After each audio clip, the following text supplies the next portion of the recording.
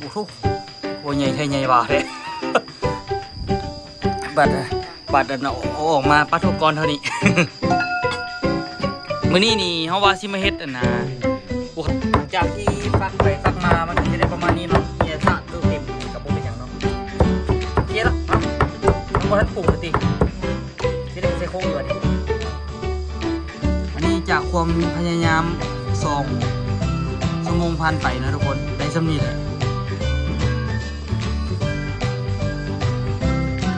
สุดหรอ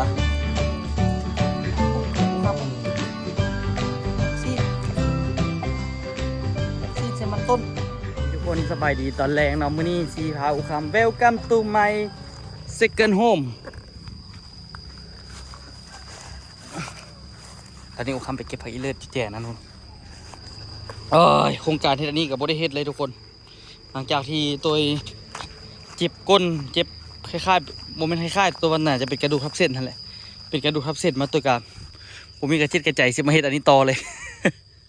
เมื่อตัวทีอันนั้นได้อันนึงแล้วก็หยุดเลย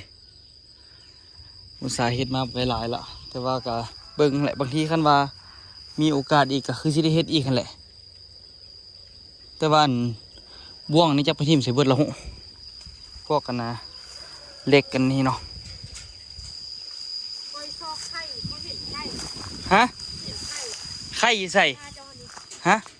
นี่ว่ะคำเห็นไข่แท้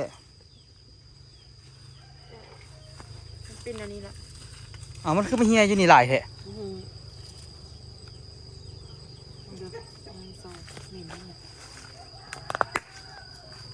เน่าหมดละหาเรื่องมันแตกเสื่อจะวะ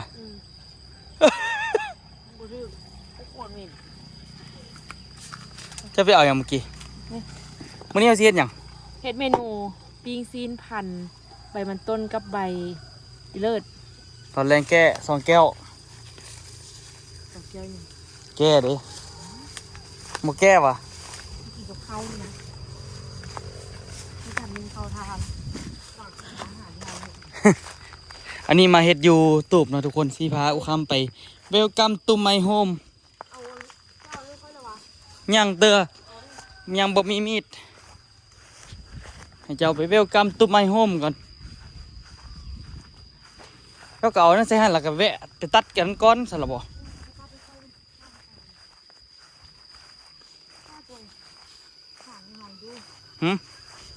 เจ้ากับมาลกเลยไปกับข้านคือกันเอาลายว่าหัวสิใคร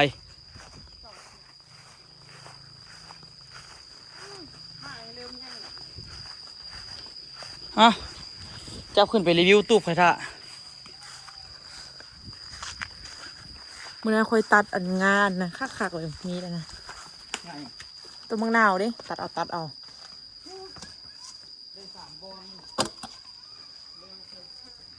ขึ้นมาตูบน้อยทุกคนโอ้จะเป็นแต่งเอามาไว้ยังอันนี้มองนี้ทึกไฟมันก็ไหม้สละบ่ตู้น้ำฮอน้ำเย็นนี่อันนี้ก็มาไว้นี่โอ้ย่างติโยเองอันเดียวที่มันเกี่ยวกับไฟแห้งเอาไปไว้กับไฟฮะอันนี้น่ะอันนี้มาไว้อย่างนี้ไปไว้พี่แม่ตู้น้ำฮอน้ำเย็นนี่น่ะ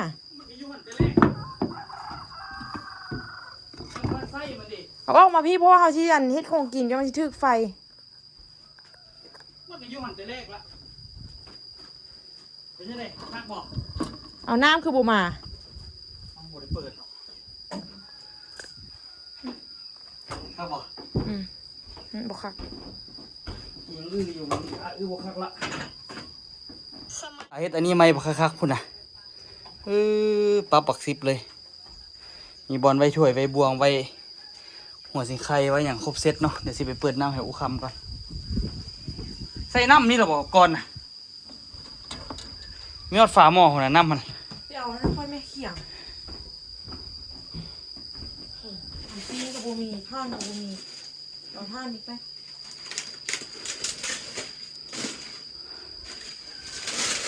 ปิ้งสิอันตัว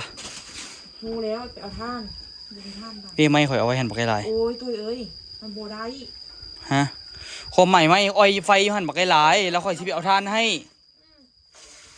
มึงแม่ทุกคนได้เห็นอย่างกระใจให้ใจให้ ที่ห้าเลยจะย่อยส่วนมาท่าคลิปเลยจะย่อยบุกเกี่ยมอย่างจ้าอ่านท่าที่อู้เกี่ยม เอาเอาหมูสิเกียนแม่นเนาะข่อยก็เฮ็ดอันนี้เกี่ยมอันนี้ให้เจ้านี่เด้เด้ บอกไปเนี่ยกับอยากไป เฮ็ดบักคักๆรอบ่ซื่นสมจักหน่อยเลย ส่งมาอยากเฮ็ด คุณนะ ไป เดี๋ยวจัดแจงสถานที่นิดนึงก่อนทุกคนเฮ็ดนิดนึงตัวสิห้องเพลงให้อูฟังนิดนึงเนาะ ตุ้ยมันมีน้ำใส่ให้ คำเอ้ยหอยจังเลยข่อยกับเฮ็ดให้ข่อยกับแปลงให้โอ้ยอูลองซานนี่ เฮ็ดให้มูเกี่ยมพอมันจะมูขึ้นมาให้มันเนียนอยู่อยู่นี่ หมออมตะได้น่ะ3หมอคันเอาบ่ได้เอาบ่ได้เอาบ่ได้เอาบ่ได้เอาเสร็จเย็นดีเนาะเฮ้ย อันนี้ซื้อซีนควายมาแต่เมื่อวาน ซีนควาย ซีนควาย ควาย มาคนเอิญควายสำเร็จเนาะ ฮะ สำเร็จเนาะ แต่ว่า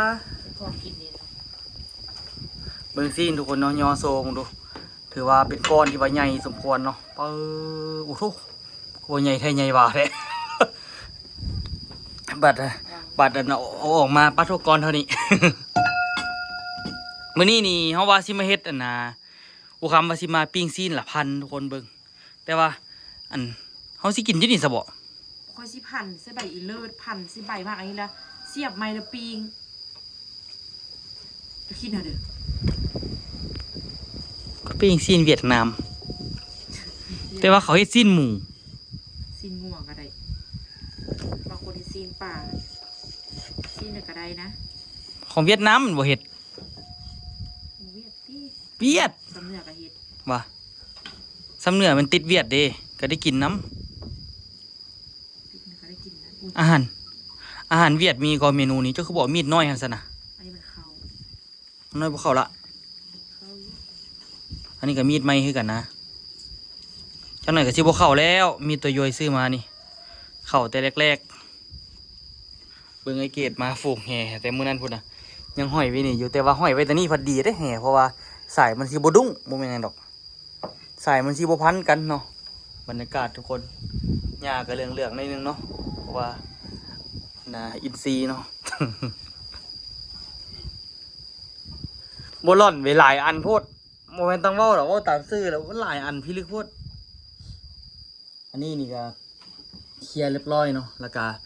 วันนี้นี่ก็มืออื่นก็ไปเฮ็ดเวียกอื่นมืออื่นนี่มืออื่นคอยสิไปนั่นวะ เมื่อยดีกับตัวมังนาวอยู่ไป ย่านขึ้นตามธรรมชาติดิเราบอกเฮาก็ใส่ฝุ่นใส่อย่างเต็มที่ละ อ๋ออันเอาเบอร์มันออกผมรู้สึกดีเลย รู้สึกดีอยู่คันมันข่อยบ่มักหยังฮู้บ่กลมบักนาวนี่มันต่ำมือนะข่อยเจ็บ3มื้อซ้อนพุ่นน่ะเจ็บแบบเจ็บจี๊ดเลยนะจะว่าบ่ ไปสิมัก แล้วบ่มีไผมักดอกแต่ว่าข่อยเว้าซื่อ เฮ็ดห้วยสวนโอ้ยเมื่อยน่ะ ก็สิฟักว่ะ สุขภาพบ่ให้น่ะเดี๋ยวนี้ ฟักยีลุมผมบอกข่อยว่าโต๊ะข่อยบ่แข็งแรงกว่านั้น ว่าหั่นแหละไอ้โตนี่เอี้ยว นี่ไปฟักอยู่นี่นะ ยังดีกว่าซ้ำข่อยก็บ่คิดว่าเจ้าสิมาฟักอยู่นี่ข่อยเอาไว้ตั้งจอกเบียร์ซื่อๆเฮาก็ดีละบ่นี่โถทาฟักธรรมดาเนาะใส่รถเอาเบิ่งมื้อนี้มีวิวภูผานะทุกคนเนาะงาม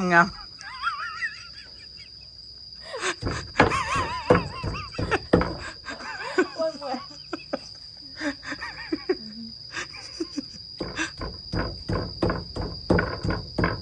อันนี้เขียงตั้งแต่โดนแต่นานแล้วทุกคนเนาะเฮ็ดกับ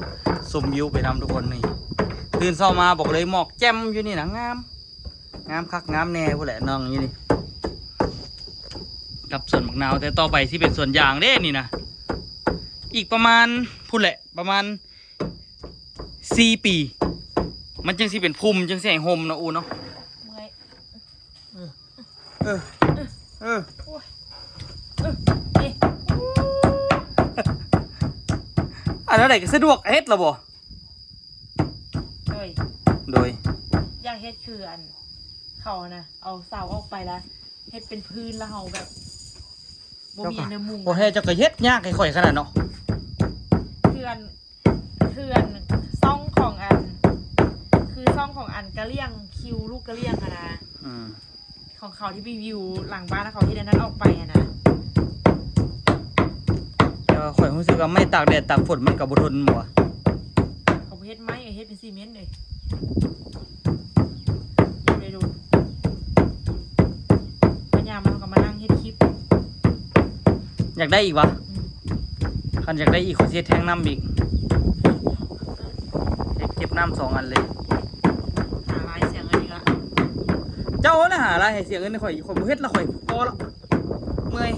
เป็นกระดูกทับเส้นอยู่นี่ จะบอก กระดูกทับเส้น100%ข่อยต้องบำบัดจังสิดีหมอกงยังเว้าดิข่อยว่าจังไหนกับกระดูกทับเส้นหรอกข่อยว่า กูว่าไอ้เบลหมอเก่งกว่าหมอหูเขาว่าเป็นตัวดีโอ้ยเมื่อย แต่วิวก็ยังทำมือเก่าเนาะมื้อนี้มึงวิวภูวิวผามื้อนี้เนาะดี ด้วยเอาอันมักเพชรหัวสีไข่เนี่ยมันค่อยสิฟักที่นี่เลย ข่อยคิดว่าเจ้าสิปิ้งแบบปิ้งเอ็นแล้วก็พัน พอแล้วเขามันจะต้องให้ทีก่อนเลยเนาะ เอาวันนี้มาดูกันนะครับอูคำจะทำปิ้งไส้อั่วเวียดนามผมมันใส่อั่วแบบคล้ายๆแบบสิว่าจังได๋ปิ้งซีนนั่นแหละทุกคนเนาะแต่เป็นสไตล์เวียดนามเนาะพอไปกินที่ห้างเวียดนามก็มีเมนูนี้จะให้อูคำฟักซีนให้มันมุนๆก่อนนะทุกคนนี่เนื้อของเรา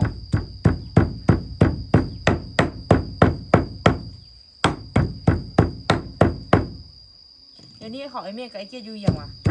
แม่น เอามาจะอุดมใส่ละ มาแล้วไอ้เกดมาเกี่ยมเสิ่งกันดิ ไปจากมือหนึ่ง โอ้โหเขาเจ้าว่าสิมานะเขาเจ้าสิมาวันที่28นี่นะพัดว่านะวันพุธนี่มีเซ็งว่าซั่นคันมาล่ะวันที่28ถึงวันหยัง เสา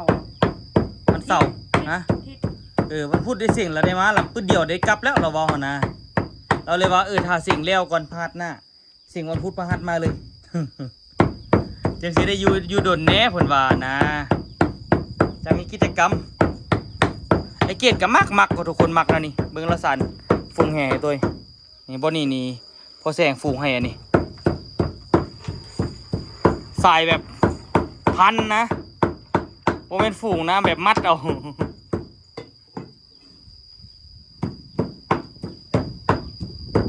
คุณนะว่าอายุคือว่าเลี้ยวไว้กระดักกระดอไปเท่าใดมัดเอาเลยนะ หมอกจะซื้อมามุนบริติ ยังบ่ได้แกะซ้ จะต้องไปใส่หมอน้ำห้วยหรอเห็นเขาไปใส่ในไร่ ำ แล้ว คันค่อยไปอันนะคันค่อยไปนอนอยู่น้ำลึกสุดหน้าแล้วค่อยสิ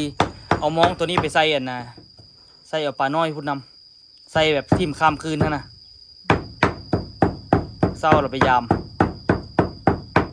เคยเฮ็ดได้ทุกคน แต่ก็สิว่าซองตัวก็หาก็มีครั้งแรกแหละเฮ็ดเมนูนี้ ที่จริงทันว่าเฮ็ดซ่องเดียวนี่คลิปนี้ตอนแหงซิเบิ้งนะผู้หนึงเฮ็ดผู้หนึงถ่าย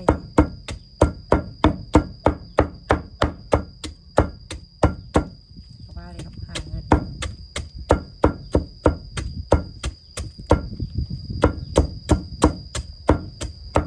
ฟักแล้วเอาต่ำใส่โคกบ่ดีกว่าครับเอาต่ำผสมกันเลย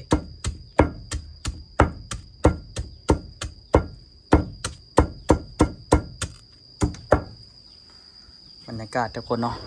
ส่งกัน ห้องลำทำเพลงครบเซตสบายอยู่นี่ คาราโอเกะส่วนตัว เอาว่าเดี๋ยวคอยห้องเพลงให้ฟัง เอาไปลองฟังให้ฟังเหมือนกันนะ ฮะห้องไหมกรอบดีขนาดน้ำเพชรนี่เนาะ นี่จันนะ มันต้องเพชรไหลายเด้อเพื่อลูกกินน้ เท่านี้แหละ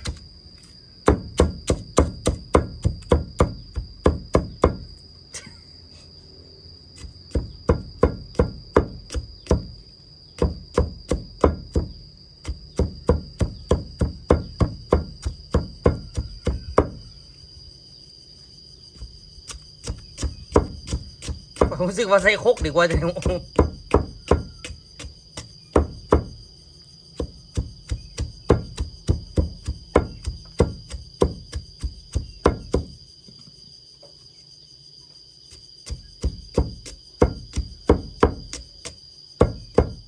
ี่ฟักไปฟักมามันก็จะได้ประมาณนี้เนาะเฮียสะเติมเต็มกันกับบ่เป็นอย่างเนาะโอเคละอ่ะน้ำบอท่านปรุงสติ ยัง ที่ได้ไปใส่โคกอยู่วะดิ บ่ เอาจงเอาถ้วยมาใกล้เราจะออกให้คอยไปเอาโคกให้ยัง ทีเดียวสิตามคิดไปคิดมาฟักเลย ตำไหมเข้ากันดีกว่าตำอันนี้ก็ได้แล้วอ่ะจะว่าจะไหนคอยก็ว่าดำแหละเฮลิคอปเตอร์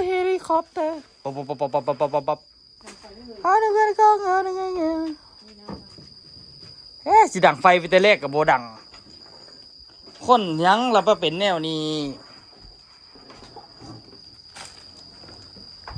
สีนี่ว่าสิยางบริยางกินสิมื้อละเก๋อนะพี่น้องเด้อเก๋อ ไทยเนอะโอ้เป็นตะเข้มเนาะ บ่เข้มดอกอันนี้เฮาสิดับมัน ตัวของแท้ตัวนี้นะ ใส่น้ำปลาอีกนึงให้หอม พอดีแซ่บสำนี้นะ ไปเด้อนอกไปนอก มือล้างก่อน ก็ล่างอะไรล่ะคนสิเฮ็ดนี่ก็ได้ หลายเนาะเฮ้ยเอานี่เราบอกให้บอกเกลือไปกินโรงเรียนนะแท้ก็ที่จริงคันดาวบุเฮ็ดเห็นมันยากนะเอาเข้าหมออบแล้วก็แล้ว มันก็สิเป็นคือเจ้าไปเวียดนามกับลุงเด่นแล้วเขามาอบมาปิ้ง แท้ก็ง่ายอยู่ได้แหละอู อืม ขึ้นมาก็ได้พี่นี่เอาวะพี่นี่ก็จะหอมไปนิดนึงเนาะ หอมไหม ป้ามือนี้ข่อยบรินอนสวยเลยรู้สึกเมื่อยปะเพราะว่าลุกไปกรีดยางแล้วมันแบบว่านะมันคันสิว่ามันนอนบ่เต็มที่นะมันรับตื่นท่านนะคันรับแล้วจำเศร้าเลยนี่โอ้บ่เมื่อยดอก อันนี้นี่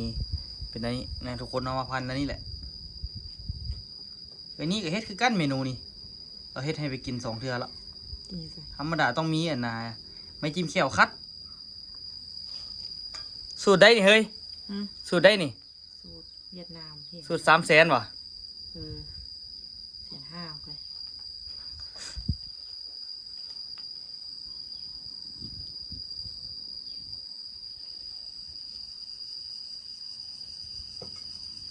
เด้อ จะไปเห็นทางเวียดนามเฮ็ดมันบ่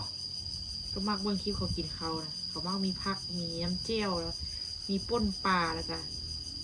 กินเสียนะรู้สึกว่าคักเขาอยากกินของเขา โอ้ละเสียบไม่ปิ้งอีกคากะลีเนาะ2 อันพุ่นน่ะโถเนาะเหี่ยวเบิดละ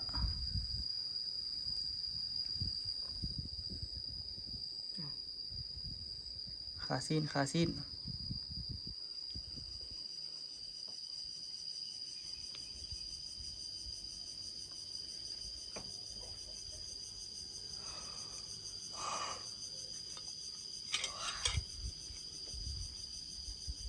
้าเสื้อเอามื้อนี้ข่อยสินอน9 โมงให้เจ้าเบิ่ง อืม ไล่บุรี8 โมงครึ่งก็ไปแล้วมื้อนี้มื้ออื่นข่อยสิไปซิดเบ็ดแต่เช้าก่อน เพื่อจะไปส่งลูกไปโรงเรียน เจ้าเอ้ย ไว้อีกละ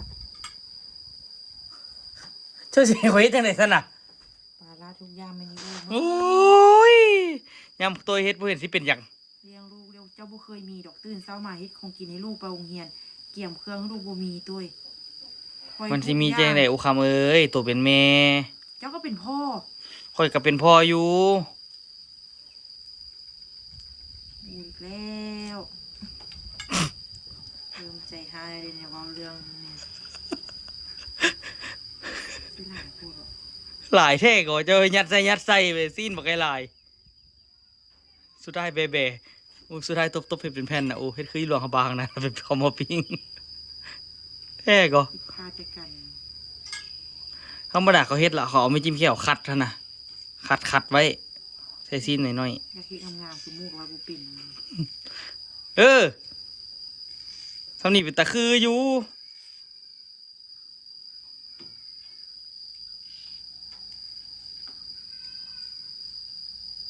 อาเซียนบ่สบายเด้เนาะ น่าจะเป็นไข้ หากกันมาเลยอันนี้ใหญ่โพดอันนี้ก็บอกเลย พันจนมืองิกกูแหละยังสิแล้ว เบิ่งกูสิไปทอดไปปิ้งอยู่หม้อไร้น้ำมันก่อน เผยว่าแล้วนะโอ้ย คือบ่คือเขาวะ เขาเอาซีนหมูคำเลย เนาะ เออ บ่คือเขาตัว โอ้ยตายพูดอ่ะ โอ้บ่ได้ตัวย่อยเอ้ยไอ้พันๆไปปิ้งเสื้อกันหม้อไร้น้ำมันไปเฮาตายจะเอาบรรยากาศให้เบิ่งซะเนาะ คงบนทนบ่มีจักหน่อยเลย โอ้ยมันบ่มีไอ้ตุ้ยมันเป็นไปบ่ได้เฮาก็อย่าฟื้นเด้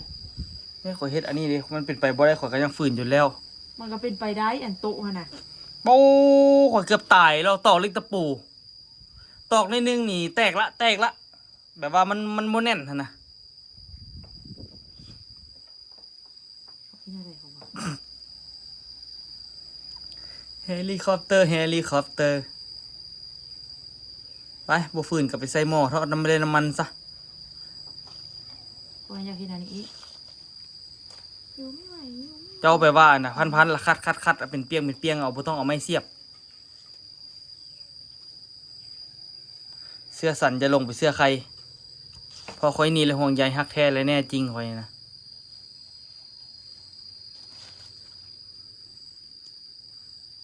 เอามาเดี๋ยวค่อยสิห้องเพลงให้ฟังซะ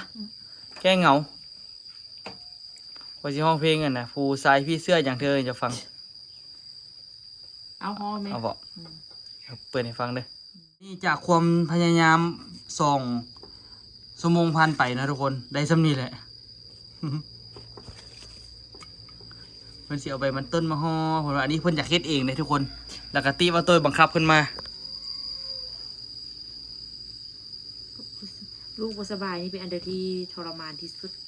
สุดนี่เบิ่งการห่อใบมันเนาะเริ่มขี้ข้านเขาเริ่มใหญ่ขึ้นเนาะพี่น้อง ห เล ลาย ยคนว่าออโต้คือเด็กน้อยค่าสารอาหารนะจ๊ะอันออโต้ขนาดตั้งแต่น้อยมา ลูกแต่ละคนนี่มันบ่คือกันนะทุกคนเฮาสิไปเว้าซั่นสิก็บ่ได้แปลว่าเฮ็ดอันนี้ให้ลูกกินได้เฮาคนเป็นแม่นี่นะบ่มีผู้ใดฮู้ดีหรือก็เฮาว่าเฮาเฮ็ดหยังให้ลูกกิน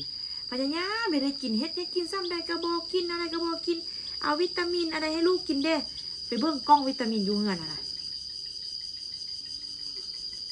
ลูกแต่ละคนมันบ่คือกันบางคนแม่บ่ต้องกินวิตามินก็กินข้าวเก่งๆบ่เฮ็ดหยังก็กินข้าวเก่งๆบ่จำเป็นให้ใส่ข้าวเดี๋ยวออโต้กับโซ่นี่ก็เริ่มกินดีอยู่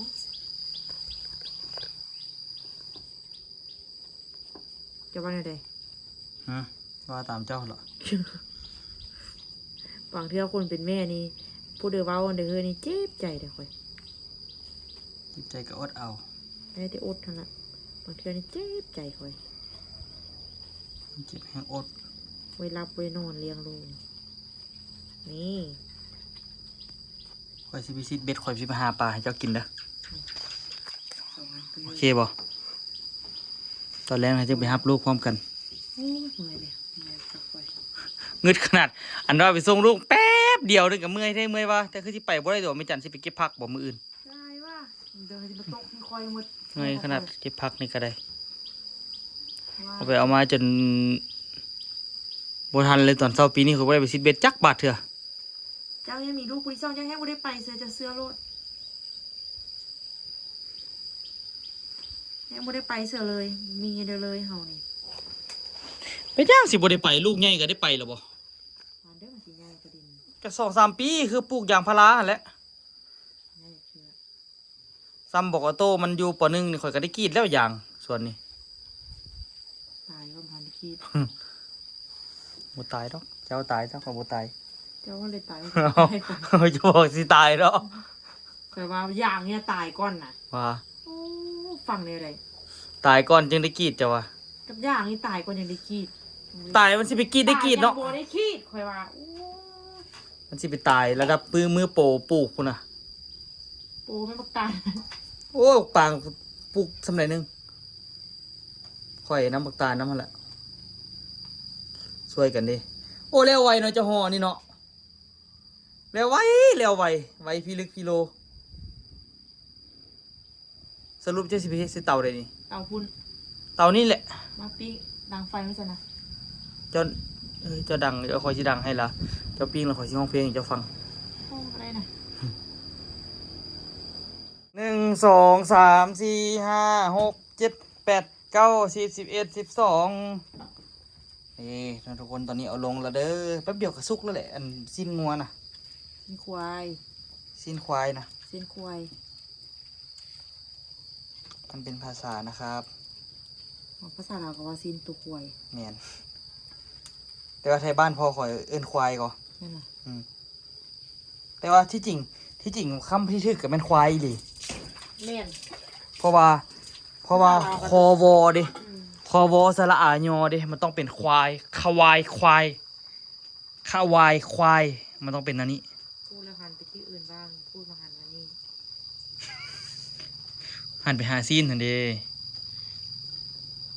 อันนี้ผมเป็นควายอันนี้นะอันนี้เป็นนางฟ้า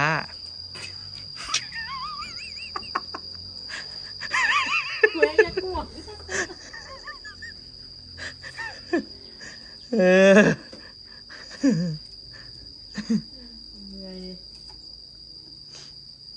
ต่อไปสิเพื่อนน้องอูเลยทุกคนเนาะอูบอกว่าให้เอิ้นว่านางฟ้าเด้ ทำลายจิฟงโอ้เห็นอยู่ในทำลายเลยเมื่อกี้นะ มันพูดนี้ เอิ้นเขาเป็นนางฟ้าไหมมาจากในมือนั้น โอ้ยนางฟ้ายังพอทน เจ้าหญิงนี่พอเลยคอยนะ เจ้าหญิงเนาะ พอก็มีคนหนึ่งดู เจ้าหญิงองค์น้อยๆมาสั่นจนอยากหางที่ออก อู้ผมกระเดามันกินได้บ่อนคอยฟันแล้วมันเป็นอะไร ก็อยากกินป่นปลาเมื่อเราไปป่นปลาเก็บมะเขือไปกินครับ เขาบอกกินหงกระดำเนี่ย หงกระดำหงกระเดาเนี่ยมีแต่ทาปิ้งบัดนี้ทุกคนปิ้งเลย ทอดปลาออโต้บีโรงเรียนว่า ปิ้งแล้วกับพัดบ่ได้กินอยู่นี่ก็เพราะว่าเอาไปให้แม่สู้แม่จันกินอยู่ห้าน มาเฮ็ดอยู่นี่ซื้อเฮ็ดอยู่นี่ก็ดีเป็นแนวนึง เนียนก่อนเนียนนี่ไว้เลย แล้วเราก็ไปเลย กีดบ้านเคยแบ่งบ้านสวย ไปแล้ว กับเหี่ยวเสาทุกยามเมื่อเกิดรักพี่เสื้อ เจ้าก็คิดว่าซิตี้เล็กซิตอยู่อ่ะ สวยบินกลับ วันที่มานำเสนอเนาะ เพลงสาวปากทาง ขี่กระเดือนตายแดดเนาะดิ้นตายแดด สาวปากทางคอยทางอ้ายทุกเวลา คืออ้ายสิมาหาน้องทุกเช้านาทียินเสียงรถผ่านสถานในดวงฤดี ในดวงกะละหอมบนทั้งดวงก็ได้ บ่มีอ้ายโผล่มา ยืนคอยท่าอุลาฮ้อนฮ้อนหนาวหนาวย้อนคิดเขาใจเหงาเศร้าสุดโศกา พอดีกว่าเนาะทุกคนเนาะ แนว กูบาดหู ไปบ่เฮ้ยโปรดช่วยบินกลับมาอย่าเพิ่งลาจากไป พอเดี๋ยวขึ้นมาเราบอกเอาลงละ มาให้ความ ร รั อก ดหมอขึ้นอารมณ์อยู่ พอติ เป็นพร้อมเครื่องเสียงพร้อม เตาพร้อม โต๊ะพร้อม ตังพร้อม ยังแต่คนซื้ออันนั้นใส่ตู้เย็นนี่เนาะ ซื้อจาก2 แก๊สไว้นี่หิมไว้นี่ คักอาลีบัดนั้นคักแท้ท่านข่อยมานี่ทุกแรงเจ้าสิเว้าให้ข่อยบ่เป็นหยัง เอางานสวยนะ ท่านว่าเจ้าปิดห้านแล้วเจ้าเขานอนแล้วข่อยมานั่งนี่เจ้าสิเว้าให้ข่อยบ่ ไปรวดมานอนเมื่อคืนเลยเลย บ่เว้าเดี๋ยวนั้น ที่นอนผู้เดียวสบายพูดดูงาน เจ้าสิข่อยเฝ้าอย่างกระดักกระดอเบิ่งทุกคนบ่ไกลหลายอยู่ข้างหน้า ไปอยู่ ไม่จันเจ้าออโต้3 คนพุ่นน่ะ ไม่ใช่มันต้องปกตู้เนาะมาละมันดูเราดู สุกเหรอ โดยฟัน านมุกอะไรอูครับเอ้ยมุกซีนใส่มันต้น สุกินเนาะ สุกแล้วซีนอันนี้สิมนุษย์ซีนนะ สุกแล้ว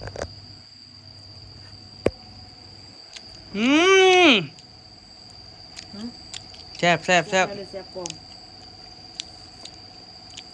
ให้มันความจริงบ่ล่ะ แล้วความจริง แซ่บ ไป ไปเอาลองดู กินตัวนี้เป็นตัวแซ่บๆก่อน เจ้าก็เคยเฮ็ดเธอหนึ่งตัวขึ้นไปขึ้นมา หวานเฮ็ด เคยอยู่เป็น